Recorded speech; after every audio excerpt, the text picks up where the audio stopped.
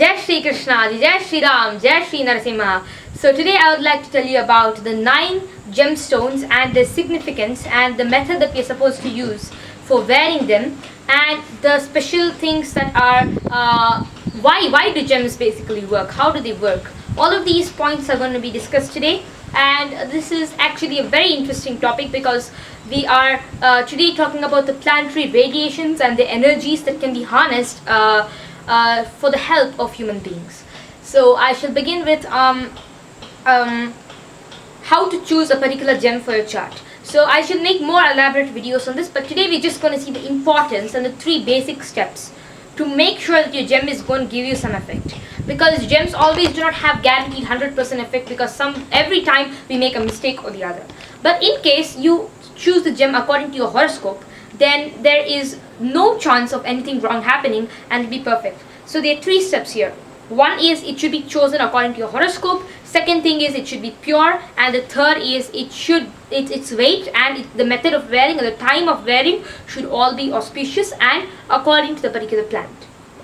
So when I say that it should be selected according to the horoscope, there are n number of rules for this, and if you have sufficient experience in astrology, you can do it yourself and you can check your horoscope and see which main planets have doshas or problems, which planets are trouble causing problems in your chart, and which planets are rulers of dangerous homes, and which planets are well posited or not well posited, and which planets are very weak and which planets are strong, and which planets are naturally benefic or temporarily benefic, or and there are another set of planets which are naturally malefic but temporarily the most best benefics. For example, for the Taurus or Vrishabha Lagna, we have Shani. Shani is ruling the 9th and 10th house. We call him a natural malefic, but in most Jatakas, I have actually seen Lord Shani Deva to be extremely benefic to people who have Shani in the right positions. People who don't have Shani in the right positions or do have him in the right positions but weak can wear a gemstone for him. So to define this, there are a lot of rules, and these rules have to be studied perfectly before an astrologer wishes to select a gem for a particular person. The second rule, what I explained, was we had 3 rules, and the second rule was it should be pure. So actually defining the second rule is extremely difficult. We can do the third rule, the first rule easily, but the second rule that I'm putting in front of you is extremely difficult because it's very difficult to find a very pure gem. You'll have to expend a lot of money in appraisals, in gem machinery which will test the gem and all of that. So it is best to have a person who knows you operate your actually select and cut a gem for you. Abhigya, stop making the camera shake. So you should have that kind of a person who is known to you, who will select the gem for you and ready it and do it according to your wills. How you want it to happen. So your gem would be of a certain weight, and also your gem's weight will also be selected according to your horoscope. For example, you have 2 or more planets which are friendly to each other, and you don't know which gem should be worn in the highest weight. The gem which the planet which is the most weakest in your horoscope should have the gem of the highest weight. And before you couple up 2 or 3 gems or even 9 gems into a Navaratna or many different types of stones, you're actually including a lot of planetary energy, which I shall explain further. So it's advisable to consult an expert astrologer in this concern of combining various planetary energies. If you know astrology well and have good experience, then you can do it yourself. So here I would like to tell you a few things about planetary energy. So again, there are a few gems which are which radiate a lot of energy, and they are like the 9 main Navaratnas: ruby, pearl, and for ruby we call it Manakya in Sanskrit, we call it Manikya, and for the pearl we call it Mukta Aphala. And like that we have 9 gems: coral, then emerald, then yellow sapphire, and we also have the diamond, and we have the blue sapphire, we have the cat's eye, and we have the gourmet also. So these are the main 9 gems which radiate maximum planetary energy. Again, there are many more substitute gems which radiate lesser energy than these, and basically these energies of these main gems that I explained are good for certain people, and for certain people who are inclined to the substitute gems in their jataka. Sometimes certain colors like the amethyst, for example, people who are born in Vrishabha Rashi generally will be benefited with a heavy amethyst more than a blue sapphire, or maybe the blue sapphire more than the amethyst, depending on their horoscope. So again, various planets play a role here. The light that is sent out by Saturn is the lowest frequency. It is a violet light, and the violet light is operating from 3900 to 4000 angstrom. So basically each gem has its own radiation over here, and the gems that are closest to colorless light actually have the most power. That is Jupiter, Venus and Mercury. And that is the reason why we call these three the most benefic planets. And the Jupiter's gem, yellow sapphire actually, which is having the yellow color, radiates the energy that is very, very close to colorless light. And again, we have one more thing over here. It's not that we should always be wearing mild gems like the yellow sapphire, because sometimes the yellow sapphire might be also dangerous for your chart, depending on how you choose it. Because if the planet Jupiter is already exalted or is malefic for your chart, it might not be the best decision to buy a yellow sapphire. And also, if you have certain diseases pertaining to certain times, you can wear that. Or when bad transits are going around the moon, which is being badly afflicted, maybe in your jataka the moon will be very powerful in Purnima or a very big stage, and we're having a lot of bala, Shad bala or Vimshabaka bala. Still, when it is facing difficult transits, like transit is also important when you consider a gem, because temporarily for around 7.5 years or 1 year or 2 years, your particular Janma Rashi will be really, really troubled. That is when Shani enters your Rashi, then moon actually gets really pressed out, because Shani destroys the good influences of the moon if you have any in your Jataka. So it's very good at that particular time to buy a gem for the moon. And any substitute gem should always be worn in a higher weight. So in case you're not able to get a very pure and good quality gemstone, like a main gemstone, then you can take its substitutes, which are easily available. And second reason for taking substitutes is that you can also get them pure and in higher weights. Most probably you have more chances of getting it pure. Especially this is true with Neelam or the blue sapphire. So this is a very important rule. So substitute stones sometimes are better than getting a cheap and low quality and impure main gem. So that would not do good to you. And second of all, even if your gem is pure, if you have too many marks and scars on it, as with the natural pearl, then it's bad for you. Well, the cultured pearl is actually better in that sense, but the natural pearls radiate a lot of more energy than the cultured pearls. And there are two good things in both. One thing is the natural pearl has more energy, and some natural pearls are perfectly round and beautiful, and they're the best, but they're too expensive. So cultured pearls for those people will be better, but make sure the culturing is done in a natural way, and it's not too unnatural, because that will disrupt the influences of the purity of the particular gem. And thirdly, we had the weight etc discussion, and that was like each gem should be given a particular weight, except the diamond. Everything should be around 4.6 to 4.7 carats, around 5 carats. So at least the weight of a particular gem should be 1.5 carats, otherwise it has no effect. If you wear 1.5 carats, negligible effect. If you wear 2 carats, okay, that's quite better. If you wear 3 carats, it's even more better, and 5 carats is optimum. And thirdly, we would have the diamond, and the diamond actually should be worn in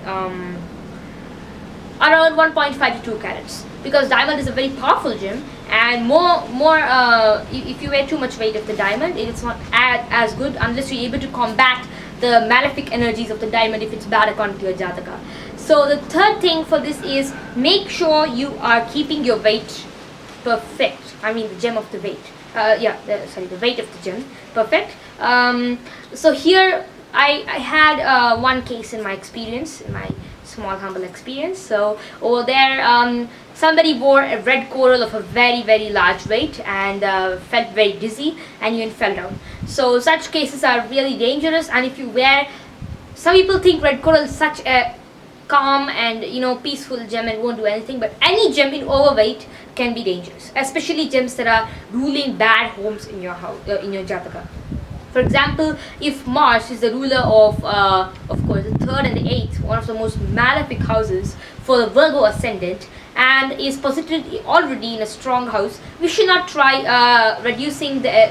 We should actually not try increasing the energy of Mars with the red coral. That would prove detrimental to the person, and would instead increase its energy to do harm. Instead, what we should do is we should check the other planets, benefic planets, for the sign and naturally benefic that are aspecting the malefic planet, which is over here Mars. So, for example, Jupiter from so if Mars is posited in the 11th house, being the ruler of the third and the eighth, and is causing trouble to the elder brother, what we do to reduce this trouble is, if Jupiter is posited in Capricorn, then we put a gem which will dually increase Jupiter's power, because he is debilitated in Capricorn. And when Jupiter's power gets increased, automatically we reduce the dangerous power of Mars, because Jupiter would milden down the power of Mars with the power of his yellow sapphire. So this is actually very complex science. The selection of a gem is an art, and it is full of science, because we use various complexities of contradicting each planet's energy and cutting each other's rays, because we would like to improve one particular planet's energy and harness the other's energy in the right way, and bring all the energies under balance. Because just like according to Ayurveda, we have three doshas: Vata, Pitta and Kapha. In the same way, in astrology, we are made up of planetary influences. Just like we are made up of the Pancha Mahabhutas and the Vata, Pitta and Kapha, in the same way we are made up of planetary influences. So the planetary influences are around 9 different energies and millions of more energies with permutation and combination in various homes. That is around 12 homes into 9 planets, into various Direkanas, Navamshas and Shodasha Vargas, all the Shodasha Vargas. You multiply all these influences and there are millions of influences. After, an astrologer cannot check all of these million influences for you, but checking at least 1 or 2 different kinds of charts, you can make up a very perfect gem for yourself. You can check your own Jataka and try doing it once, but make sure you have good experience for this reason, because it is dangerous sometimes, and especially when you're dealing with gems like blue sapphire and also the red coral. And when you feel like buying a blue sapphire just for its beauty, just check your Jataka whether it's good for you or not, because sometimes it can be dangerous for you, because blue sapphires are radiating very powerful energy, and amethyst even more. But if you wear a lower weight of the blue sapphire, you would have lesser problems with it. In the same way, all the gems have a particular code and conduct of wearing them. They should be worn in a particular weight, on a particular day, and on a particular lagna. So the lagna should preferably have the planet which is ruling the gem you're going to wear. For example, you want to wear the red coral, Mars should be in the lagna. The lagna should be benefic and aspected by all types of benefic planets. And in case you're wearing the Neelam or the blue sapphire Neelamani, then you can place Saturn in the ascendant and wear it on a Saturday. So this is a very, very good method to wear a gem, and wishing you all success in wearing your gems. And the next piece of information I would like to give you is some gems. For example, you are choosing an amethyst for a substitute for the blue sapphire. The energy that the amethyst radiates is 3 times lesser than the energy that the blue sapphire radiates. Qualitatively, it's different, but quantitatively, it's 3 times lesser. So what you do is to enhance the influence of the amethyst and make it very powerful in order to radiate all the energy of Saturn. What you do is 3 times the prescribed weight should be multiplied by 3. So for example, you have a gem, a blue sapphire gem, which is advised for around 2 carats in your horoscope, and then you multiply it by 3, so you're supposed to wear it 6 carats amethyst. So you can do that kind of decision yourself. And numerology to an extent actually has a little bit of power over here, very, very little bit of power. So basically, if you're born on a particular English date, Abhigya? So basically, you're born on a particular English date. You use that particular English date throughout your life. And since you use that English date, you have to also select a gem. I think this is a very a very powerless rule, and that should be selected according to your birth date also. And I don't think this rule can be followed that much, because primarily you first have to see your Jataka. So if your Jataka says yes, then you go forward seeing the numerology. And if your numerology says yes or no, it doesn't matter, but if it says yes, it's even better. So it's just one extra indication. And thirdly, you have to also see the Navamsha, because from outlook of just the D1 chart, for example, I had a chart which had Mercury in the Virgo Lagna, and Mercury actually was in the Lagna, which gives its Lagna Bala. And secondly, it's a lot of the Lagna in the Lagna, that's amazing. And thirdly, it's exalted, and it was almost, it was in the 15th degree of Virgo, and it's about to touch the 18th degree. That's very, very close, just 3 degrees difference. And that seems to be a very enormous strength, and you won't even suggest a gem for this. But what I saw in the Navamsha was, it was debilitated in Navamsha. 15 degrees, it went to Pisces. And now when it went to Pisces, I needed to give a gem which would really, really be good for Mercury. And because if it's debilitated in the Navamsha, it means that the planet is really in trouble. And it's not even combust. The Mercury, what I saw, was not combust, nor was it debilitated in the D1. It was only debilitated in the D9. And that's why a gem for the emerald will be amazing for this. In the same way, we see different planets. So in case Mars, even one of the most malefic planets, is causing, is very weak in your chart, but is benefic for your chart, you wear the red coral. Again, there is another view of the Vedic astrologers. Abhigya, can you see whether the video is getting off? So there is basically another view of the Vedic astrologers. So what they say, there are 2 views. The first view is, if a malefic planet is in trouble or is causing trouble to you, then you wear a gem for it. For example, even if Mars is dangerous for a chart, like the Virgo Lagna, and is posited in the 8th house, which is going to cause accidents for the native, what do you do at that time? You wear a red coral. So that's what the second view says. The first view says that you have to wear the gem of the planet that is reducing trouble and that is weak in your chart, to strengthen planets. So there are 2 different views, and they're always against each other, and this creates a lot of confusion. So here I would like to give my point of view and the Shastra view also here. So this is that if a planet is in trouble, you donate a gem, and if a planet is weak, then you wear a gem.